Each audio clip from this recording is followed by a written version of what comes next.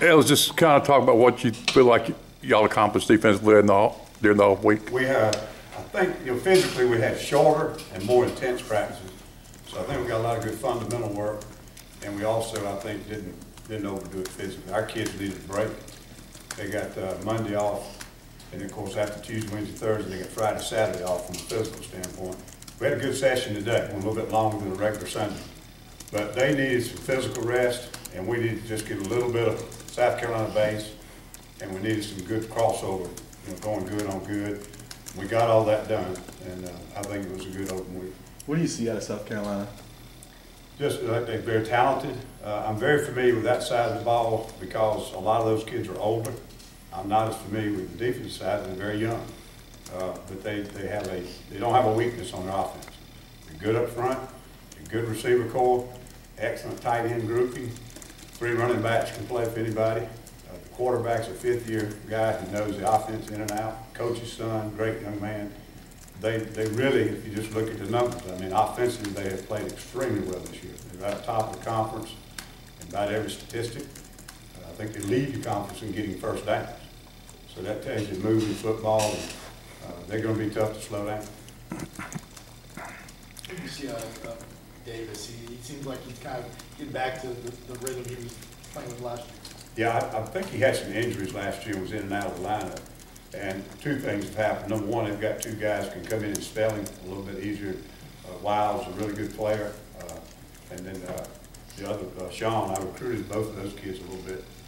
They're both good players. They trust them and get them into critical situations. And I think that's helped them stay fresher and better during the entire course of the game. But he's obviously having a great year. About every one of their categories individually, they've got a player ranked in the conference in the top 10. So they're very productive. And I know their offense is playing at a level that they should have a shot to be in the big picture. Ellis, obviously, you know a lot about how they think, and obviously they know a lot about how you think. What kind of impact does that have? I don't think it has much. To me, and I don't know, I can't speak for Coach Spurrier, but what you do is personnel driven. So I don't know if we're a lot like what I was over there. I know we do some of the same things. We teach some of the same things, run some of the same fronts, some of the same coverages. But I would bet that we're a little bit different than we were then. And they're using a lot of formations and stuff that we had not yet seen. It's going to be critical. Formation adjustments will be critical. There's so much movement, and shifting, and motioning, and unbalance, and those type of things. That's going to be the biggest key.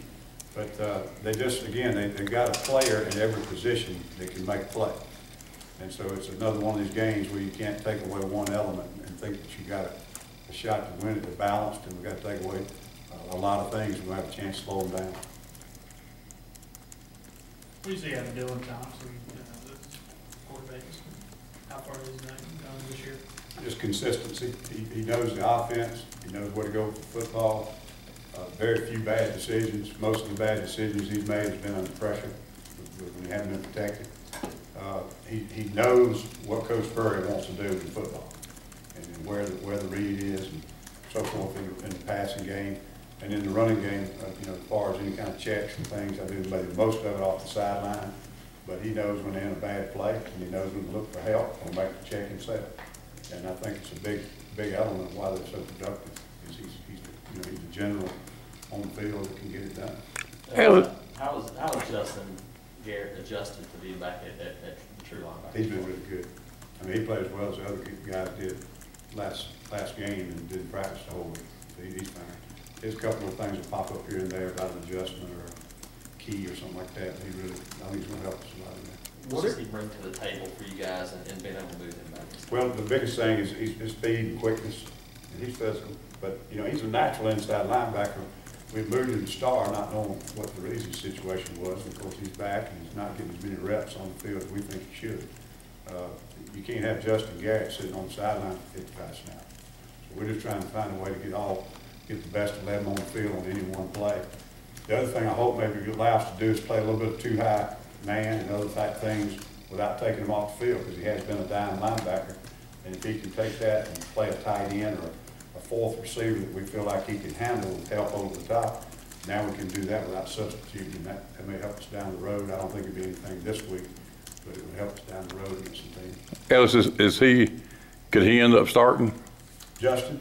Oh, yeah, I think he could. I see it right now as a three-way rotation with 8, 17, 26. They both, I see them all right now trying to give out equal number of reps.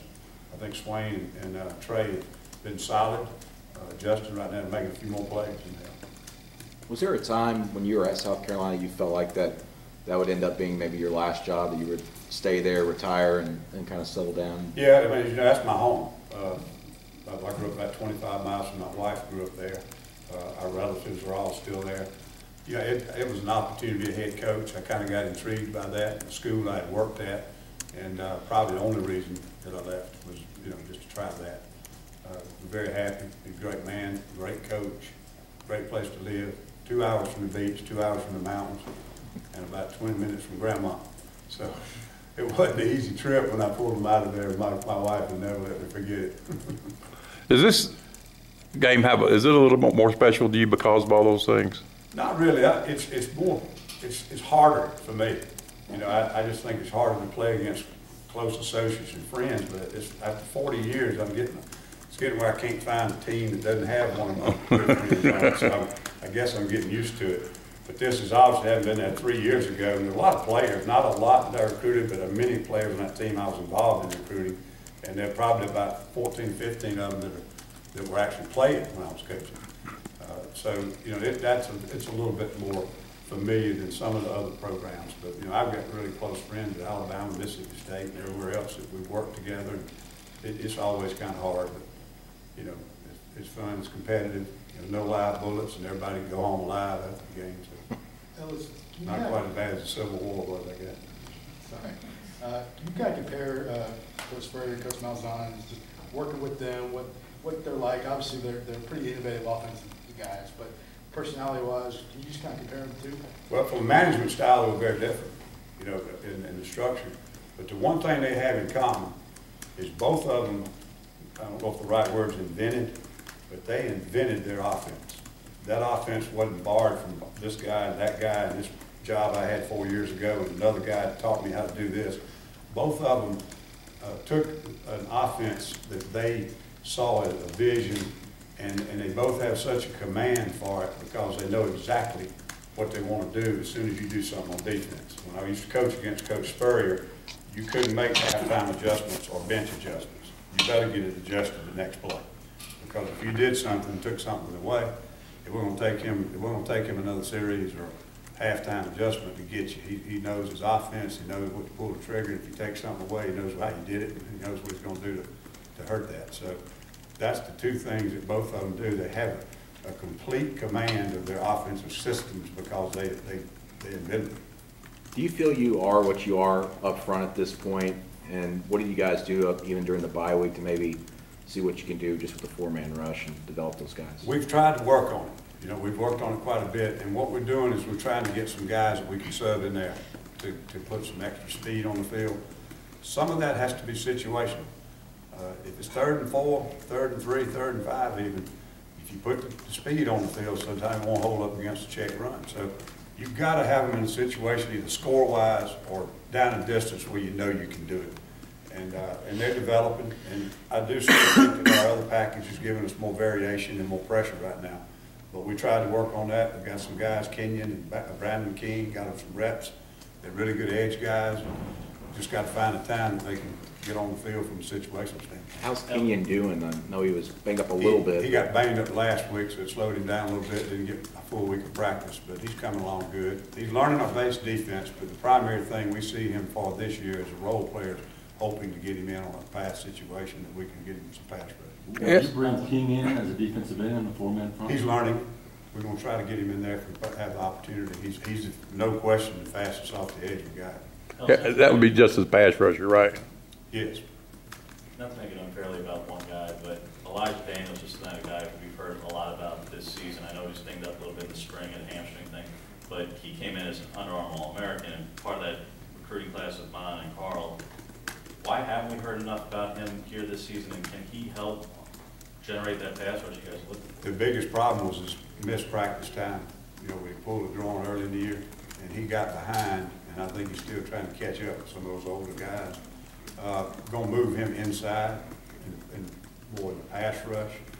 You know, he's had some missed sacks, he's lost contain on the quarterback a few times, and really, I don't think that's where, you know, Rodney said he needs to be inside. His power rushes is his specialty, and not on the edge, and that's what we were talking about earlier, just moving some guys around, trying to get the best combination.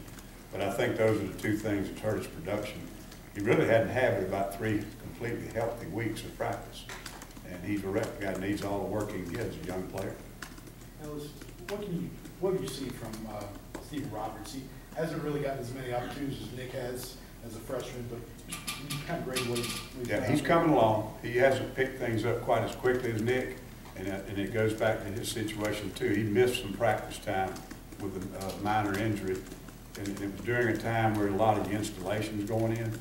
So he's a little bit behind in the learning curve, but he's starting to pick it up. You know, we played him in some pressure situations last week, and he did okay. Didn't have any busted assignments, but had a critical play could have made on 3rd down and let the guy run through the tackle. But he's starting to learn where to be and how to be on time, and adjustments and stuff like that, coverage disguises and those type of things. Physically, we think he can play. He just got to learn the whole system. Did you, Gus talked a lot about evaluating everything and changing anything that needs to be changing. Will there be anything different that people will see Saturday on defense? When we looked at it, we felt like the one area on football production that we really had to get better was pass rush. And we talked about the front four, we mixing some people around, and we looked at our other scheme where we're bringing our pressure games to see what else we could do. And then the other thing we feel like is practice-wise, we're going to probably go back and do a little bit more fundamentals and try to get a little bit more crossover good on good when we can. But we've got to be healthy to do that, and a little less scout team work. I think we've gotten in a routine where we're working against a scout team, too many reps and not enough good on good and stuff like that. So don't want to become an assignment team. We want to be a good fundamental team, tackles well and gets off blocks and things like that, and not try to solve everything on the chalkboard. How are you guys doing with health? Do you expect anybody to be questionable Saturday? We're good. It's just that time of the year, you got to be careful about banging on them too much.